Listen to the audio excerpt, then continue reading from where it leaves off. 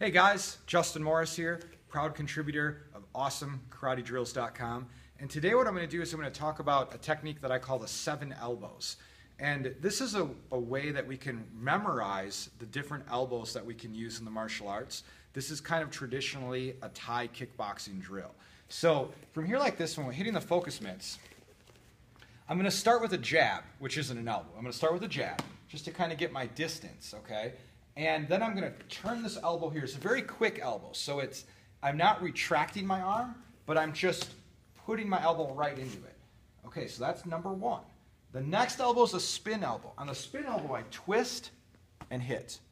Okay, now, from the spin elbow, I don't step all the way around like I would with a spinning back fist, because the idea is my opponent's very close to me, so I'm just rotating.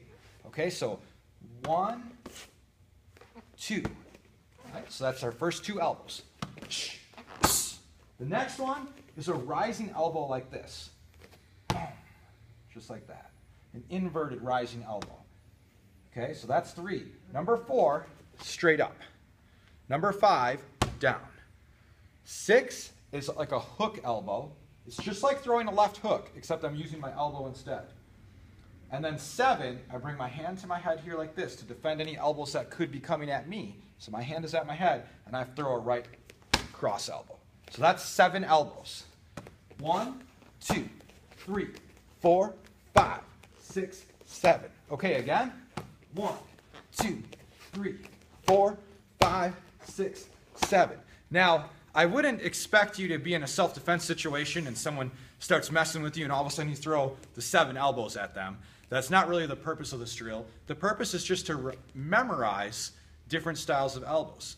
For example, let's take this rising elbow here. It could be if my opponent, let's take the mitts off here for a second. Let's say my opponent was trying to grab me to make a clinch. Okay, so go ahead and go to grab that. There's an elbow right there, slipping right up in there, right? A downward elbow. Downward elbow could be if I'm going for the clinch. Boom, hitting to the collarbone and then coming for the clinch. So there's a lot of different applications for these elbows. However, the drill and memorizing them, I think, is really important. I'll face the camera here. 1, 2, 3, 4, 5, 6, 7.